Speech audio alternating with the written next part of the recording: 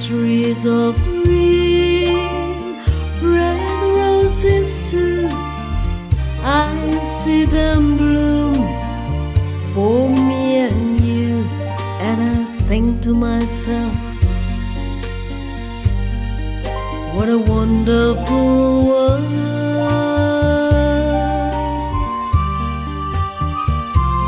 I see skies of blue and clouds of white, the bright blue sea, the dark sacred night, and I think to myself, what a wonderful world.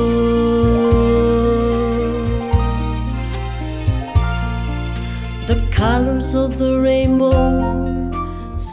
Continuamos este hermoso viaje por Turquía y ahora vamos a entrar a conocer dos edificios, monumentos, mezquitas, que son realmente emblemáticas.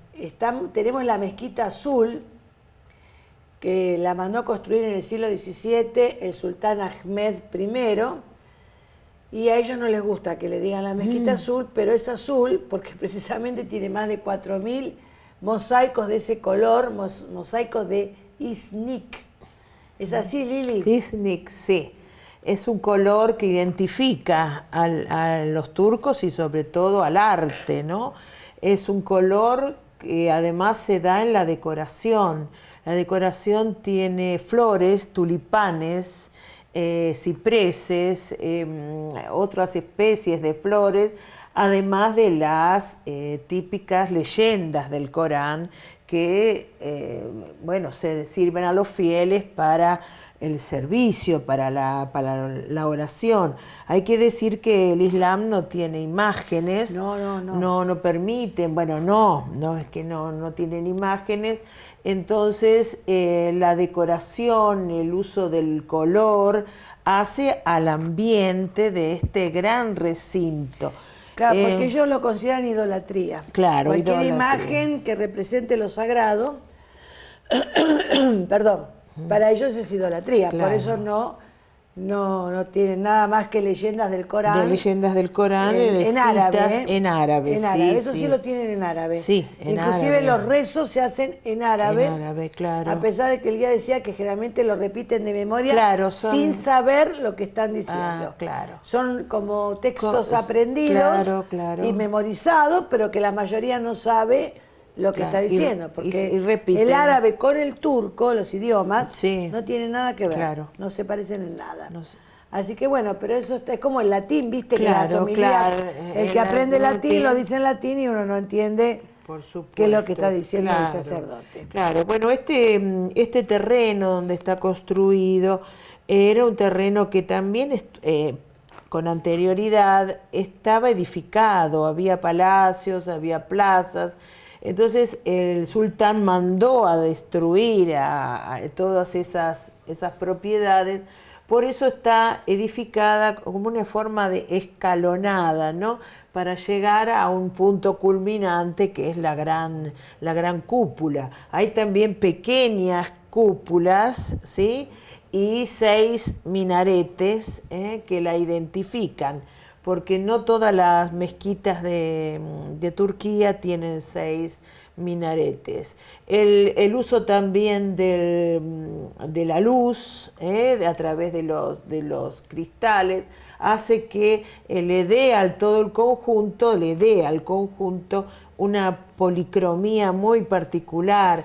Es inmensa, vos dijiste que hay... Tiene capacidad para 10.000 fieles y solo van 100. Ahora, con respecto a los minaretes, hubo un problema.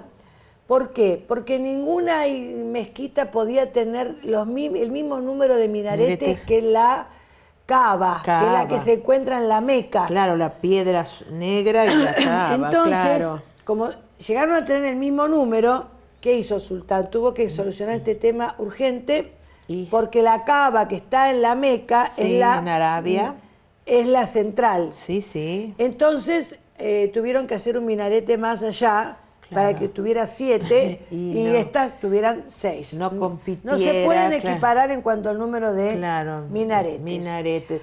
Hay que decir también que, bueno, como no hay un mobiliario, como no hay imágenes, no hay nada, adentro mobiliario, no hay nada. sí hay una gran, una hermosísima alfombra que cubre todo el piso, toda la superficie, que cuando se va deteriorando con el tiempo son los fieles los que aportan un dinero para que se cambie totalmente la alfombra. Por supuesto que hay lugares para, como vos dijiste, para lavarse los ojos y los pies y las manos antes de entrar. Y todos los turistas nos tuvimos que descalzar, claro. Y te dan unos especies como de pantuflitas, claro, para que te pongas, o si no a veces con las medias. Claro, para no afectar también, claro. bueno, y además como símbolo, me imagino, de respeto. De respeto, no se puede entrar con zapatos a un lugar sagrado. Bueno, si el señor director puede ir poniendo ese hermoso video sobre la Mezquita Azul, por favor.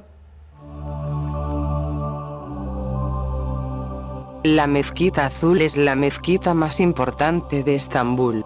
Su nombre en turco es Sultan Ahmed Camii, mezquita del Sultán Ahmed, ya que fue construida por el Sultán Ahmed I entre 1609 y 1616. Fue inaugurada en el año 1617 durante el mandato de Mustafa I. Historia. Tras la paz de Cid-Batorog y el negativo resultado de las guerras contra el imperio safávida, el sultán Ahmed I ordenó construir una mezquita en Estambul para apaciguar a Alá. Fue la primera mezquita imperial que se construyó después de más de 40 años. Mientras sus predecesores habían construido mezquitas con el botín de las guerras, el sultán Ahmed I tuvo que retirar los fondos del tesoro, debido a que no había ganado ninguna batalla importante. Este hecho provocó la ira de los ulemas. La mezquita se construyó en el lugar que ocupaba el Gran Palacio de Constantinopla, frente a Hagia Sofía, en esa época, la mezquita más venerada de Estambul, y el hipódromo, emplazamiento de gran valor simbólico. Gran parte de la cara sureste de la mezquita descansa sobre los cimientos y sótanos del Gran Palacio. Fue necesario comprar, a un precio elevado, diferentes palacios que se encontraban en el mismo lugar y derribarlos, especialmente el Palacio de Sokollu Mehmet Pasha, y gran parte del Spendone, tribuna en forma del hipódromo. La construcción de la mezquita se inició en agosto de 1609. La intención del sultán era que la Mezquita Azul fuese la primera mezquita de su imperio.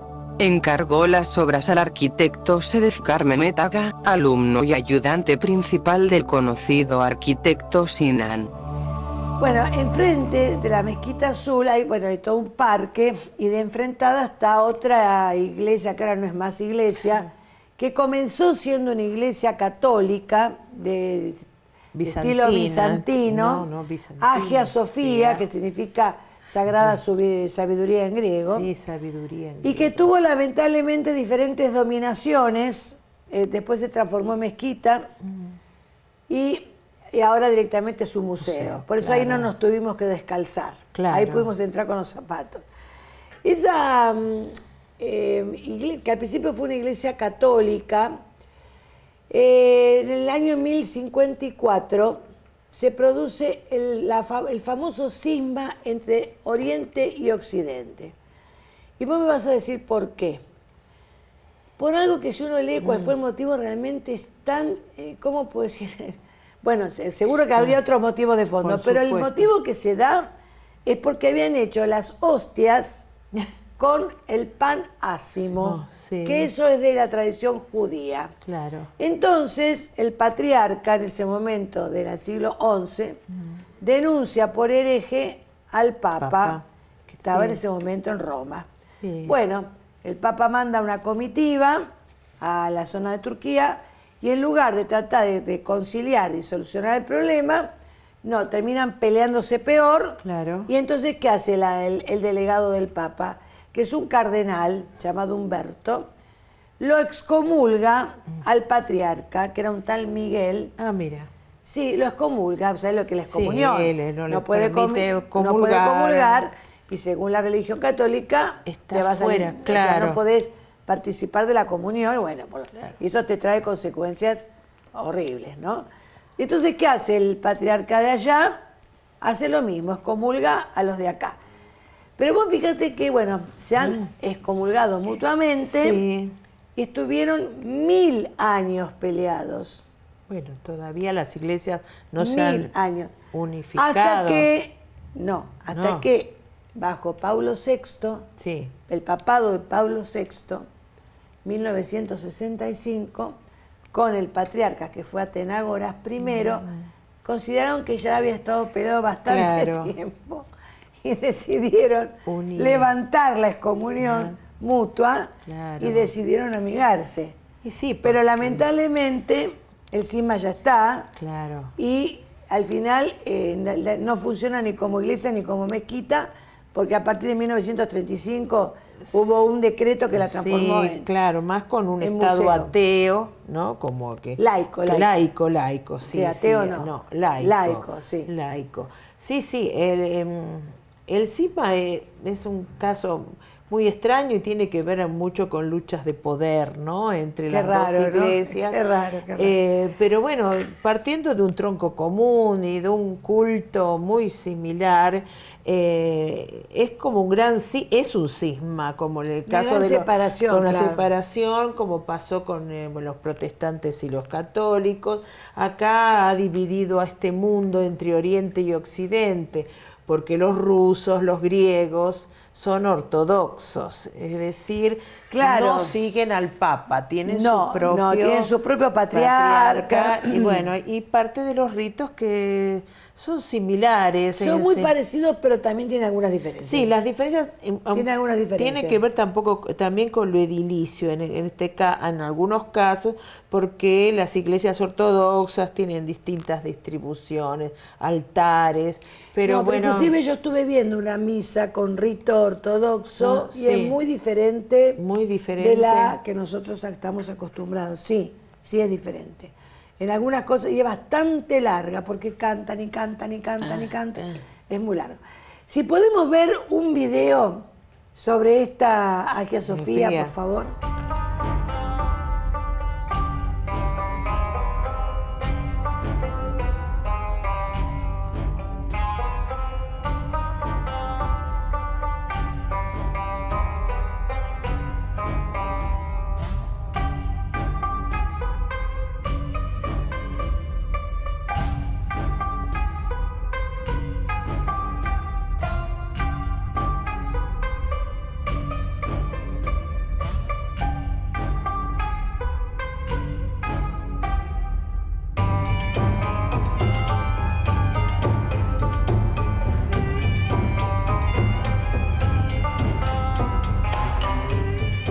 Santa Madre Sofía o Hagia Sofía, en latín, Santa Sofía o Santa Sapientia, en turco. Hagia Sofía es una antigua basílica patriarcal ortodoxa, posteriormente convertida en mezquita y actualmente en museo, en la ciudad de Estambul, Turquía.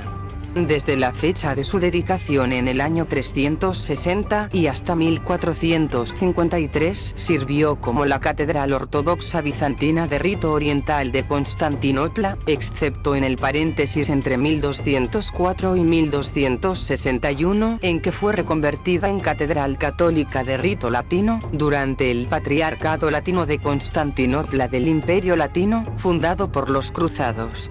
Tras la conquista de Constantinopla por el Imperio Otomano, el edificio fue transformado en mezquita, manteniendo esta función desde el 29 de mayo de 1453 hasta 1931, fecha en que fue secularizado.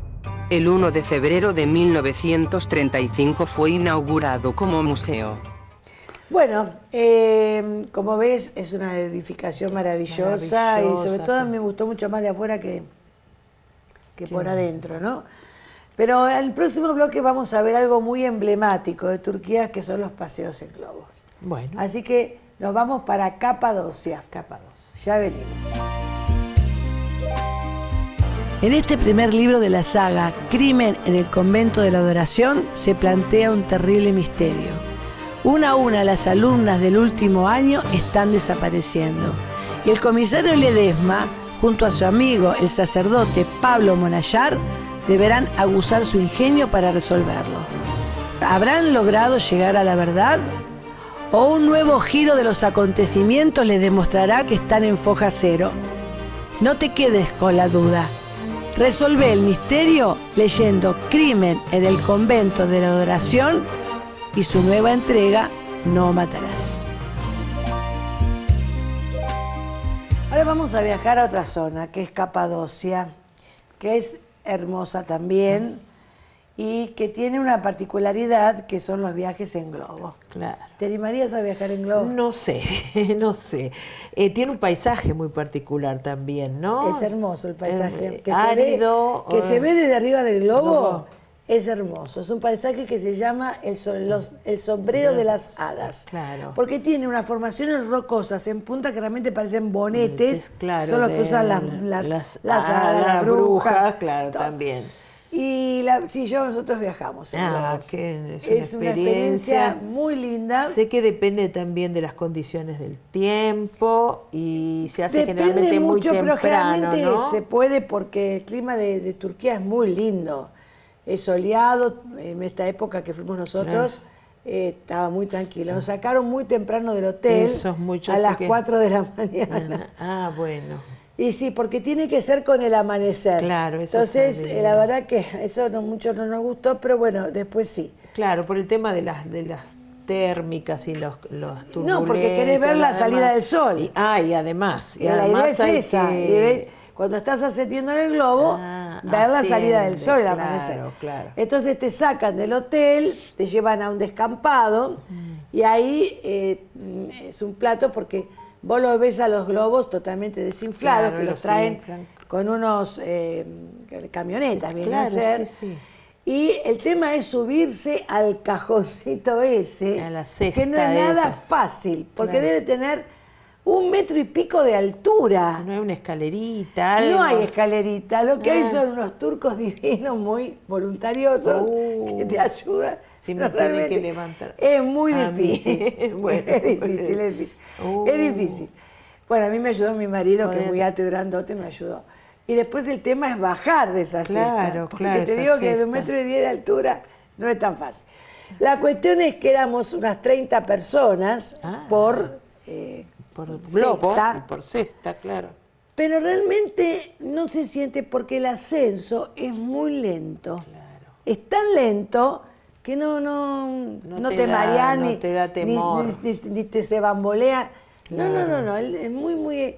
Hasta que llega a una altura, por supuesto, va una persona que Por es la supuesto. que conoce, la que maneja. Por supuesto, además debe manejarlo. Todo con el gas, obviamente. Las presiones, supongo. Y uno está 1 hora y pico dando vueltas y vas viendo todo un paisaje como si subieras a la cordillera de los Andes, desde ahí arriba, que es una belleza porque ves todas las montañas veteadas, Claro. de diferentes colores, y tenés el sol, ¿no? Y los globos habrá al mismo tiempo, yo supongo, 200, 300 Y muy globos. coloridos son muy todos. coloridos. Claro. Y el paisaje y es lentísimo y bueno, te sacas 8.433 fotos más o menos, Claro. cuando vas pasando, vas filmando. Y sí. Y es una experiencia muy linda, Bueno, muy linda. sí. Y no da miedo, para nada.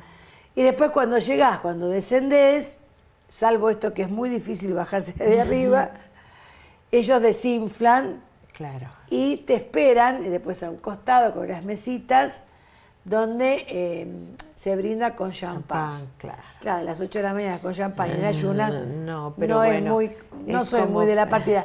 Pero ¿cuál es la cuestión del champán?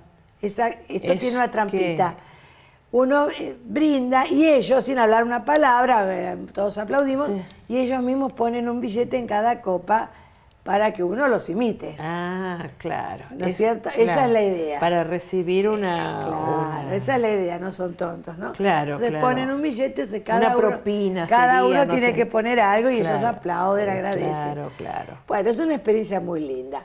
Si podemos ver el video, porque realmente es imperdible, ver cómo se pasea en globo.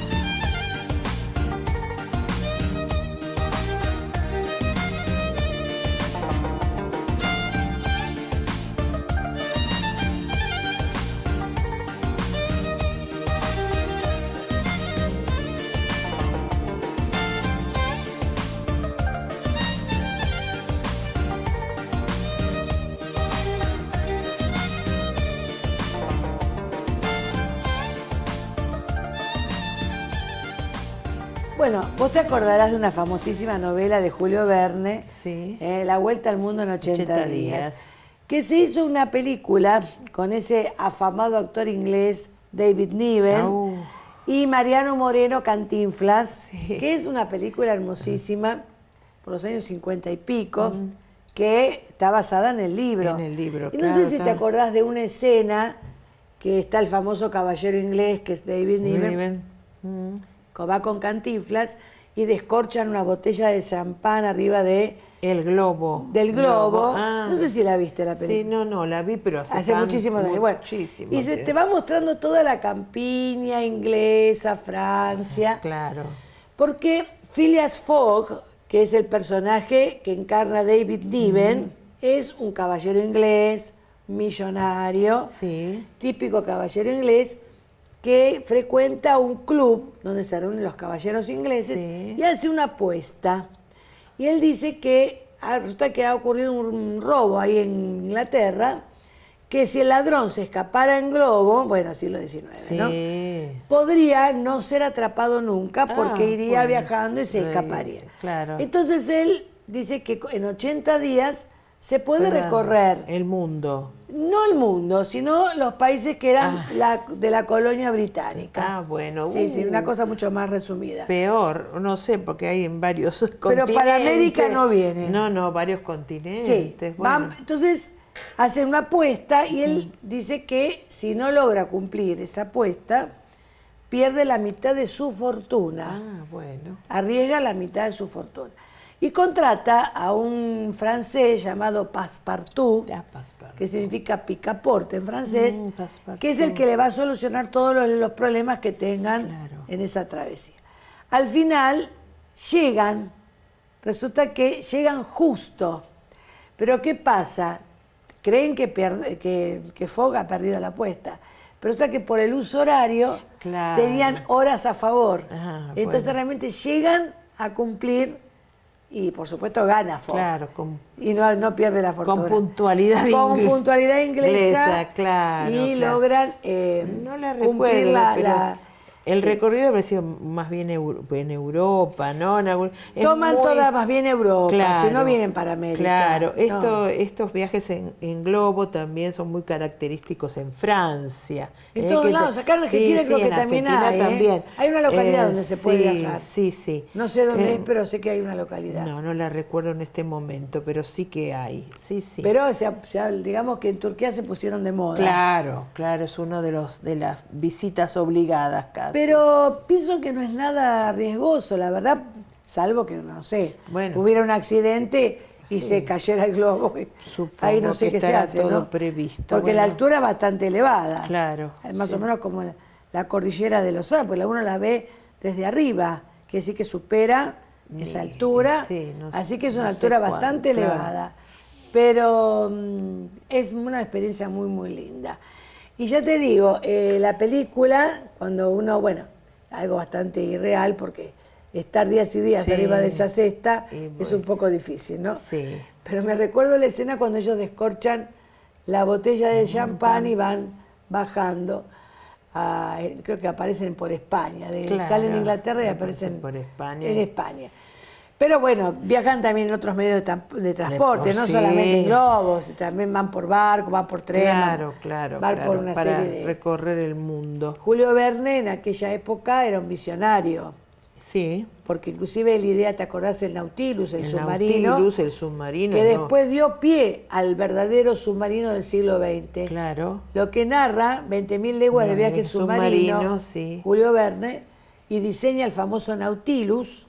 Claro. Después fue lo que dio pie a que se diseñaran los Los submarinos del siglo anterior. Sí, sí. en del la- siglo XX, en ¿no? la Realmente guerra un del hombre siglo. muy, muy, muy talentoso, No, Julio Verne. El padre de la ciencia ficción, Claro. digamos así. Sí, Que después sí. se puso muy de moda ese género de la literatura, ¿no? Y en el próximo bloque vamos a hablar de De una otra. gran escritora que tiene mucho que ver con Turquía, porque ahí escribió una de las grandes y famosas novelas que se han llevado al cine muchísimas veces, que fue Lady Agatha Christie. Así que en el próximo bloque hablamos de ella y de Crimen en el Oriente Express. Ya venimos. I see trees of green, red roses too. I see them bloom for me and you, and I think to myself, what a wonderful world. Bueno, vamos a hablar de una de mis queridas y autoras favoritas, Lady Agatha Christie. Le dieron el título nobiliario, sí. porque sus novelas llegaron a traer ingresos a la corona más que cualquier otra Sí, forma de como sea a través de lo que se hace en cualquier país para conseguir dinero, sí. de las importaciones. Sí. Sus novelas se han vendido de una manera y traducido a más de 180 idiomas, Y siguen estando. que le han dado la corona tantos ingresos ¿Qué? que le dieron título nobiliario de Lady. Y la madre de la actual reina Isabel II, La reina madre. o sea, la famosa reina madre, era fanática de Agatha Christie, al punto tal que le invitó a tomar varias veces el té al bueno. Palacio de Buckingham, porque leía todas sus novelas. Y bueno, se la llamó The Lady of Crime, la dama del crimen, ¿no? Claro. Agatha Christie. ¿Cuál sería su género en este caso? Y el género es el policial de enigma. Ah, policial de enigma. Y tiene ella tiene dos detectives famosísimos. Uno es Hércules Poirot y otra es la Miss Marple. Que Miss Marple, ella se basó en una tía abuela para sacar claro. esta señora de esas, o sea, ciudades de Londres, donde por su gran inteligencia y por asociación resolvía todos los crímenes. Y el otro es Los Hércules enigmas, Poirot, que es claro. Tomado del modelo de Sherlock Holmes. De Sherlock Holmes. Y Sherlock Holmes fue claro. el famoso Claro, detective. detective de Conan Doyle, de Sir claro, Arthur Conan Doyle. Claro. Así que en bueno, Londres también. Agatha, ahora vos me vas a contar un poquito sobre el Orient Express, que es ese tren Sí. que salía de Londres, y creo que lo sigue haciendo, No, ahora sí, ahora sí, de Londres también. Sí. de Londres y llega a Estambul. Bull. Claro, el tema es que partía, en ese momento en que Agatha Christie hace el viaje, partía de la estación Victoria en Londres. Por supuesto que hacía su recorrido por vía terrestre y luego debía tomarse un ferry para cruzar el Canal de la Mancha. En esa época no estaba hecho el túnel. no existía el túnel, por supuesto. Sí. Y ahí conectaba con otras empresas derivadas del Oriente Express, después del puerto de Calais hacia París, y después había varios ramales, es decir, varios servicios, diríamos, algunos llegaban Varias conexiones, claro. Llegaban a Budapest, Viena, a Praga, Viena, Budapest, bueno, llegaban a Estambul, otros iban hacia Suiza e Italia. Por supuesto que era un tren de lujo, ¿no? Sí, me imagino. En el cual viajaban príncipes, nobles, personajes famosos, porque la estadía en ese tren era más que de un hotel. Sí, me imagino de 5 estrellas, por ahí. O más, por la mantelería, la comida, la cocina. los chefs, el modo de vida dentro de ese tren. Bueno, llegaba a Estambul, pero con el tiempo y los costos, bueno, fueron acortándose esos ramales. Y hoy queda como un tren eminentemente turístico. Hay uno que sale de París y llega a Venecia, pero son trayectos más cortos y con un costo elevadísimo, ¿no? Los últimos datos que yo encontré hablan de 2.700 euros por persona. En un viaje corto, ¿no? Un camarote carísimo. compartido, muy caro, pero bueno, tiene todo ese glamour de aquella época. Ahora, ¿cómo se le ocurrió a Agatha Christie ir a Estambul? ¿Le atraía Agatha que...? Christie, la cuestión es así. Ella, cuando se separa de Christie, que fue su primer marido, ella decide hacer ese viaje y ella tenía la costumbre de leer, sacar mucho las crónicas de los diarios. Entonces, hubo un gran aviador que fue Charles Lindbergh, que claro. logra cruzar, Sí. unir a través del Atlántico, Sí. la ruta creo que desde Londres a Estados Unidos. Lindbergh, sí, Bueno, cruzó el Atlántico Lindbergh Norte. era famosísimo, tenía un hijo, un bebé, y resulta que lo secuestran una noche a esta criatura para pedir rescate. Pero a pesar de que pagan ese rescate, era un alemán el que lo secuestra a la criatura. Cuando lo sacan a través de una escalera que es muy común en Inglaterra, Sí, en Europa las escaleras fuera que de se los ponen, edificios, claro. y comunican la planta alta con la Claro, baja. como de auxilio. una Entonces, escalera. sí, el alemán se metió por la ventana de la planta alta, raptó a la criatura y cuando fue a bajar, resulta que la criatura se le cayó y se le mató. Fue una cuestión accidental. Claro. Bueno. Pero este hombre, a pesar de que la criatura desgraciadamente había muerto, él continuó como si estuviera viva y cobró el rescate. Bueno, después obviamente lo logran encontrar, Sí. lo condenan a la horca y, bueno, lo condenan y Sí. lo ejecutan. Agatha Christie lee esta crónica, que sería muy famosa en su Claro, época, la noticia de la y decide época. cambiar, en lugar de poner a Lindbergh como protagonista, pone a otro aviador de la alta sociedad y en lugar de un varón pone una nena. Entonces, ¿qué pasa? Por si la gente quiere ver la película, que es un clásico de la Claro, literatura, sí, se sí. vive filmando. La primera, o la que yo más conozco, que a mí me encantó, fue la de Peter Ustinov, como... perdón. No, como no, Poirot. Peter Ustinov, no, me estoy equivocando. No fue. Fue de Albert Finney, que hizo de Hércules Poirot. Peter Poirot. Ustinov vino después. Albert Finney hizo de Poirot en aquella época, Más antigua. que sí, se graba en los años 70 y pico, es un clásico. Sí. Y con todo un elenco maravilloso, realmente maravilloso. Y bueno, se graba ahí la película, pero después se han hecho unas remakes, varias remakes. Y actualmente creo que hace poco Sí, se filmó sí, una son hace 1 o 2 años. 1 o 2 años, Sí. creo, sí. Pero para mí la mejor es la que se hizo con Albert Finney, que ya está fallecido. Bueno. Y ella cuenta la historia pues no la voy a contar todo el argumento porque realmente si lo quieren ver o leer la Leerla, novela. claro. leer la novela. Pero es a lo largo de ese trayecto que ella hace ese viaje, llega a Estambul y se hospeda en un hotel que se llama Pera Palace, Pera Palace. que está todavía, yo estuve en el hotel, es una belleza el hotel, y ella está 3 meses escribiendo la novela en la habitación número 411. Claro.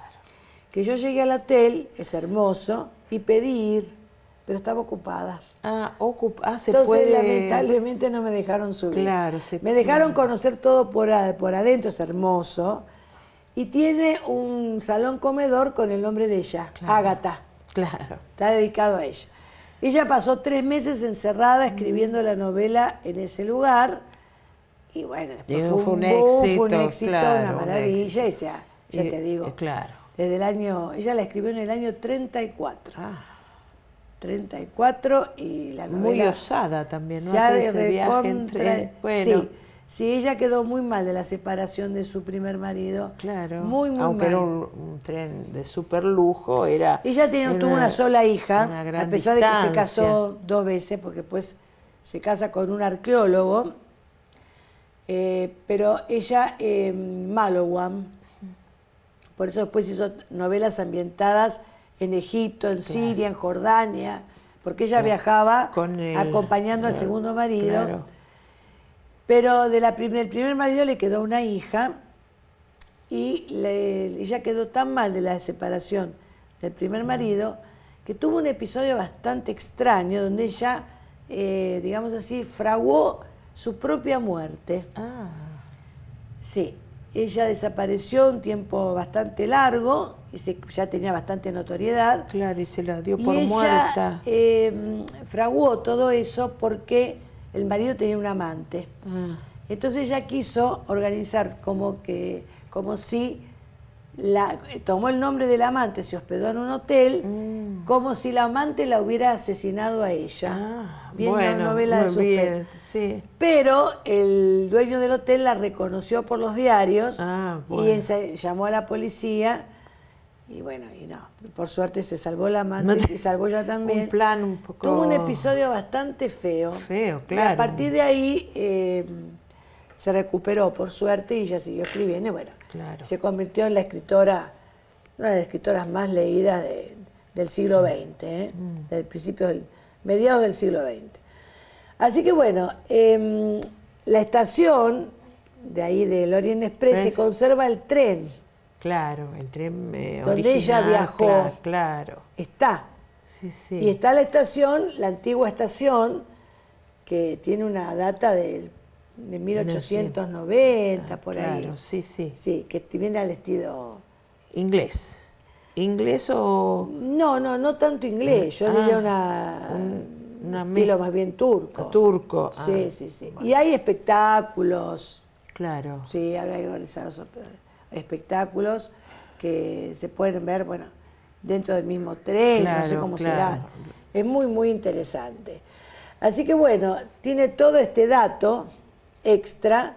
Inclusive dentro del hotel hay un ascensor de los años 40, que supongo que ella debe haber viajado muchas veces. Claro, hacia su habitación. En su habitación. Y descendido. Y bueno, aparte es un tren muy de lujo. Claro. Muy, muy de lujo. Muy, muy de lujo. Sí, muy de lujo. Así que bueno, si bien ya Turquía es mágica, tiene toda esta parte... no has visto la película, ¿no? No la vi la película. Te la recomiendo porque realmente es un clásico, es muy buena. Bueno. Y sobre todo la versión que yo te digo, de los años 70, es la que tiene un elenco impresionante. Sean Connery, Loren Bacall, el que hace de, digamos así, de mafioso, que al final es un mafioso. En este momento no recuerdo el nombre, pero son todos actores de primera, Anthony Perkins. Bueno. Sí, realmente que sí. Bueno, y en el último bloque, para ir cerrando este programa sobre este país fantástico, vamos a hablar del Palacio Topkapi. Topkapi, que creo que de eso vas a hablar más vos que yo. Bueno. Así que ya en el próximo bloque vamos a ver un video de este palacio que fue la sede del sultán, Del ¿no? sultán, sí. Así que bueno, hasta el siglo XVIII. Hasta el siglo XVIII. Sí, después luego se transformó en un museo. En un museo. Ya venimos. Giuffre te invita a reconfortar y elevar tu alma, compartiendo con vos sus 2 primeras creaciones. 12 cuentos de fe, de ángeles y de milagros, y vientos de esperanza. En venta en las principales librerías.